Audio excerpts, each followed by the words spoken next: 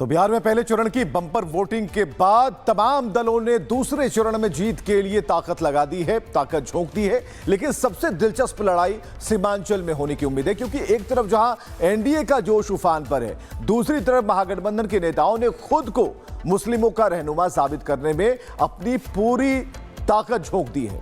इस वक्त सीमांचल में क्या समीकरण बनता हुआ दिख रहा है, रिपोर्ट देखिए।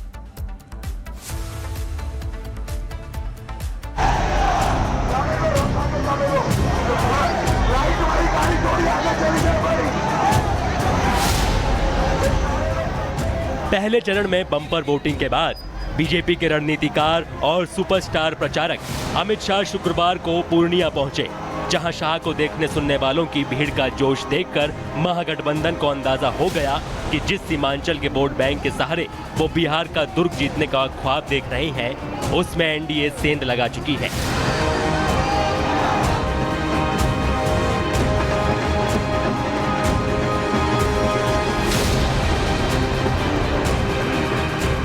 पूर्णिया में अमित शाह का जोरदार स्वागत ही नहीं हुआ। वहां की जनता ने शाह को सिर आंखों पर बिठाते हुए महागठबंधन को एहसास करा दिया कि वो इस बार इंडी के पुराने घिसे पिटे M22 समीकरणों वाले झांसे में नहीं आने वाले, बल्कि सीमांचल इस बार विकास के मुद्दे पर वोट करेगा। और शाह ने भी लोगों का जोश देखकर ये भविष्यवाणी कर दी कि अब की बार बिहार में एनडीए 160 पार। देखिए, हम 160 से ज्यादा सीटों के साथ यहाँ सरकार बनाने जा रहे हैं। तो ये बम्पर वोटिंग में आपको लग रहा है कि महिलाओं का एक बड़ा रोल रहा है? महिला, युवा, किसान, अति पिछड़ा, दलित सभी ने एनडीए के पक्ष में वोट दिया। लोगों का जोश देखकर उत्साह में आए शाह ने एनडीए की बम्पर जीत की भविष्यवाणी तो की ही, साथ ही लगे हाथ उन्होंने ये भी ऐलान कर दिया कि एनडीए सरकार सीमांचल को घुसपैठियों से मुक्त कराकर ही दम लेगी। देखिए, राहुल गांधी बोलते रहे हैं हम सीमांचल को घुसपैठिया मुक्त कराएंगे। उनके आरोप लगाने से कोई फायदा नहीं, कोई फर्क नहीं पड़ता। भारत में जो भारतीय नहीं है उसको वोट का अधिकार नहीं होना चाहिए। शाह ने इधर पूर्णिया में सीमांचल को घुसपैठियों से मुक्त कराने का ऐलान किया और उधर महागठबंधन के खेमे में खलबली मच गई। उसी पर रही सही कसर शाह के रोड शो में लोगों के जोश ने पूरा कर दिया, जिसके बाद एनडीए विरोधी ये साबित करने में जुट गए कि सीमांचल में ना तो घुसपैठिया मुद्दा है और ना ही एसआईआर। सीमांचल में घुसपैठ का मामला है, एसआईआर आप करवाए, घुसपैठ के लिए मुद्दा वो बचिए गया। घुसपैठ तो कोई मुद्दा ही नहीं है। सीमांचल के गेटवे में शाह का शाही स्वागत देखकर सत्ते में आए पप्पू यादव ये भी मानने को तैयार हो गए कि रीतलाल यादव जैसे प्रत्याशियों के समर्थन में लालू का रोड शो एक ऐतिहासिक भूल थी। लेकिन बिहार चुनाव के पहले चरण में हुई बम्पर वोटिंग को बदलाव का संकेत समझने वाले पप्पू ये मानने को तैयार नहीं हुए कि बिहार में आरजेडी के राज में जंगल राज जैसी स्थिति थी। तो जंगल राज तो 20 साल पहले की बात आपने की। अब 20 साल में जो गुंडा राज, इंस्पेक्टर राज, महाजंगल राज, खेमका को मारना, अस्पताल में ढुक के मार देना, डेली मारना, बुलडोजर चढ़ा देंगे, औकात में ला देंगे, रात भर गोली चल रही है, धानु परिवार को मारे जा रहे हो, और दूसरी तरफ ललन बाबू कह रहे खबरदार किसी को निकलने मत देना, अरे ओ सांबा। अब आतंक का माहौल आएगा, उसको ये लोग होम मिनिस्टर बनाने वाले हैं। आपको बता दें, इन दिनों महागठबंधन की पोल पट्टी खोलने बिहार के सियासी मैदान पर उतरे एआईएमआईएम अध्यक्ष असदुद्दीन ओवैसी का खौफ भी महागठबंधन के नेताओं के सिर पर तांडव कर रहा है। एनडीए के आक्रामक रवैये ने दूसरे चरण से पहले महागठबंधन की नींद तो उड़ा ही दी है। खासकर सीमांचल में एक्टिव ओवैसी महागठबंधन के लिए बड़े परेशानी बन गए हैं। और आर भारत से बात करते हुए पप्पू यादव के जरिए महागठबंधन का ये डर पूरी तरह जाहिर हो गया। दलित डिप्टी सीएम हो गया, माइनॉरिटी डिप्टी सीएम दोनों होगा। मुस्लिम डिप्टी सीएम, दलित डिप्टी सीएम और मुकेश सहनी भी हैं ये डिप्टी सीएम। सर भैया है, रहेंगे। अत्यंत पिछड़ी जाति को राहुल गांधी के एजेंडे में है, दलित माइनॉरिटी एजेंडे में है। मुख्यमंत्री एकदम ओबीसी मुख्यमंत्री। ये कहते हैं कि इस्लाम में सूद हराम है, ये बैंक खोले हुए हैं और बैंक में ये सूद ब्याज लेते हैं। इनको शर्म नहीं आता, इस्लाम में सूद का हराम है, फिर कैसे लेते हैं? कुल मिलाकर दूसरे चरण की वोटिंग से पहले जिस तरह से एनडीए ने सीमांचल में जाल बिछा दिया है, उसका सीधा असर महागठबंधन के मनोबल पर पड़ता दिख रहा है। ऐसे में सीमांचल का बदला मिजाज इस चुनाव में क्या कमाल करेगा, ये कयास लगाना अब महागठबंधन के बूते की बात भी नहीं रह गई है। Bureau report, Republic Bharat. तो बिहार में पहले चरण की बम्पर वोटिंग के बाद तमाम दलों ने दूसरे चरण में जीत के लिए ताकत लगा दी है, ताकत झोंक दी है। लेकिन सबसे दिलचस्प लड़ाई सीमांचल में होने की उम्मीद है, क्योंकि एक तरफ जहां एनडीए का जोश उफान पर है, दूसरी तरफ महागठबंधन के नेताओं ने खुद को मुस्लिमों का रहनुमा साबित करने में अपनी पूरी ताकत झोंक दी है। इस वक्त सीमांचल में क्या समीकरण बनता हुआ दिख रहा है, रिपोर्ट देखिए।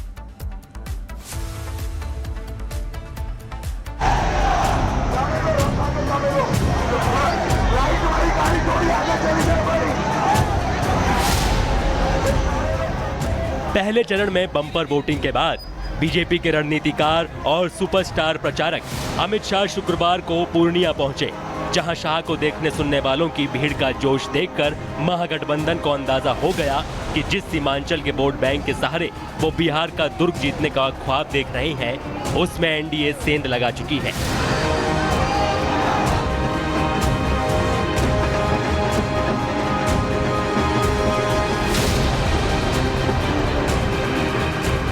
पूर्णिया में अमित शाह का जोरदार स्वागत ही नहीं हुआ।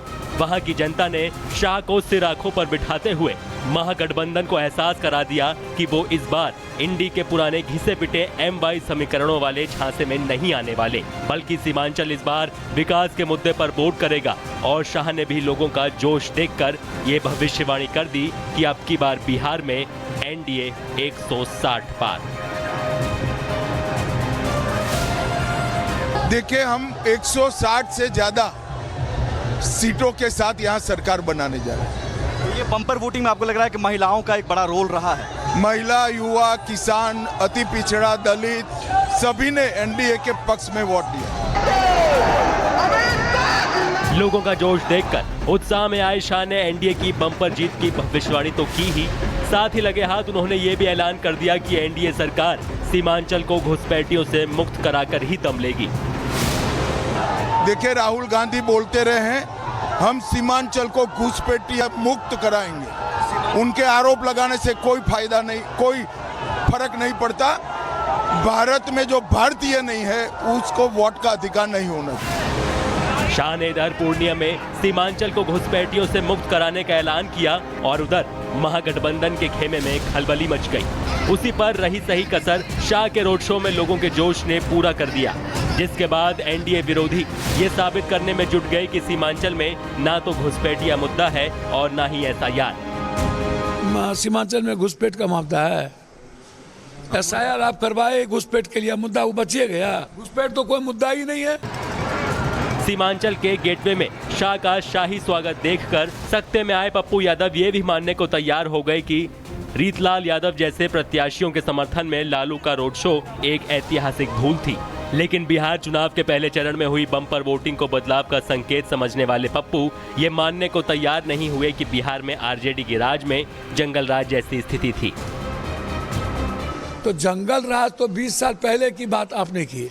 अब 20 साल में जो गुंडा राज, इंस्पेक्टर राज, महाजंगल राज, खेमका को मारना, अस्पताल में ढुक के मार देना, डेली मारना, बुलडोजर चढ़ा देंगे, औकात में ला देंगे, रात भर गोली चल रही है, धानुक परिवार को मारे जा रहे हो, और दूसरी तरफ ललन बाबू कह रहे खबरदार किसी को निकलने मत देना, अरे ओ सांबा। अब आतंक का माहौल आएगा, उसको ये लोग होम मिनिस्टर बनाने वाले हैं। आपको बता दें, इन दिनों महागठबंधन की पोल पट्टी खोलने बिहार के सियासी मैदान पर उतरे AIMIM अध्यक्ष असुद्दीन ओवैसी का खौफ भी महागठबंधन के नेताओं के सिर पर तांडव कर रहा है। एनडीए के आक्रामक रवैये ने दूसरे चरण से पहले महागठबंधन की नींद तो उड़ा ही दी है। खासकर सीमांचल में एक्टिव ओवैसी महागठबंधन के लिए बड़े परेशानी बन गए हैं। और आर भारत से बात करते हुए पप्पू यादव के जरिए महागठबंधन का ये डर पूरी तरह जाहिर हो गया। दलित डिप्टी CM हो गया, माइनॉरिटीज डिप्टी CM दोनों होगा। मुस्लिम डिप्टी सीएम, दलित डिप्टी सीएम और मुकेश सहनी भी हैं ये डिप्टी सीएम। सर भैया हैं, रहेंगे। अत्यंत पिछड़ी जाति को राहुल गांधी के एजेंडे में है, दलित माइनॉरिटी एजेंडे में है, तेजस्वी यादव मुख्यमंत्री। एकदम ओबीसी मुख्यमंत्री। ये कहते हैं कि इस्लाम में सूद हराम है, ये बैंक खोले हुए हैं और बैंक में ये सूद ब्याज लेते हैं। इनको शर्म नहीं आता इस्लाम में सूद का हराम है, फिर कैसे लेते हैं? कुल मिलाकर दूसरे चरण की वोटिंग से पहले जिस तरह से एनडीए ने सीमांचल में जाल बिछा दिया है, उसका सीधा असर महागठबंधन के मनोबल पर पड़ता दिख रहा है। ऐसे में सीमांचल का बदला बदला मिजाज इस चुनाव में क्या कमाल करेगा, ये कयास लगाना अब महागठबंधन के बूते की बात भी नहीं रह गई है। Bureau report, Republic Bharat.